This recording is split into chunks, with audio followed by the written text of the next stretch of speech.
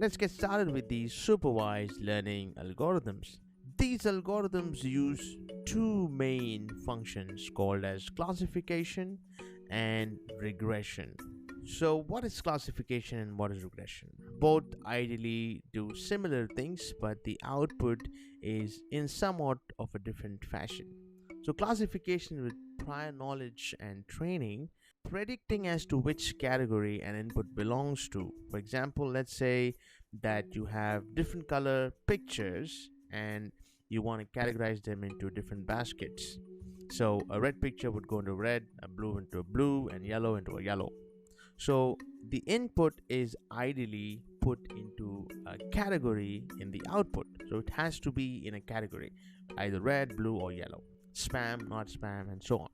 Regression would categorize the input into a continuous value as an output. For example, given the zip code, you can predict the price of the house. This can be, for example, $405,000. This is not a basket, it is a specific price point. So that's the large differentiation between classification and regression. And of course, regression can be molded into classification. All right, now let's zoom in to the different types of algorithms we have. Now, we have chosen a few important ones. This is by no means an exhaustive list. This is to get you started.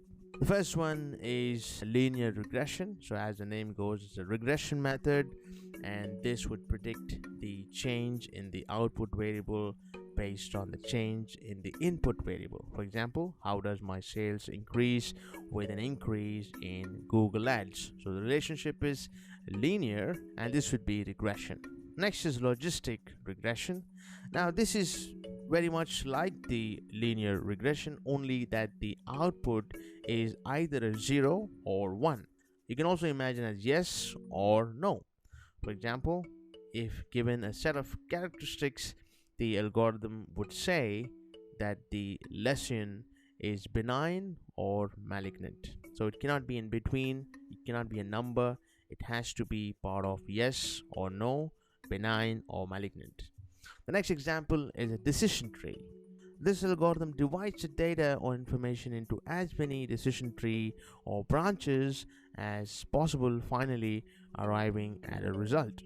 For example, let's say that you want to understand the attributes of people who buy an iPhone. So you would have decision number 1 is, do they give design importance? If it is yes, then you would say, do they give security importance? If it is yes, then you would say they don't have a specific price point in mind. And if it is yes, then you would say that yes, this customer would buy an iPhone or is more likely to buy an iPhone.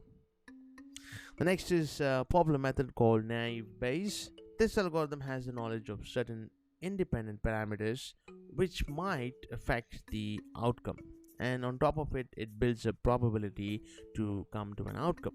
For example, this could be a tweet, and you could run a sentiment analysis on the tweet.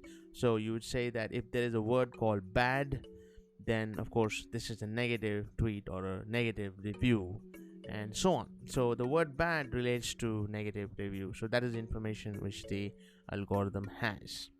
This relationship is non-linear and it is classification.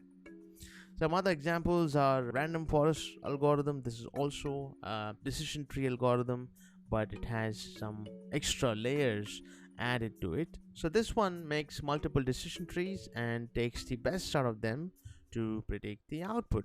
For example, applications are predicting power usage patterns, predicting call volume patterns, and so on.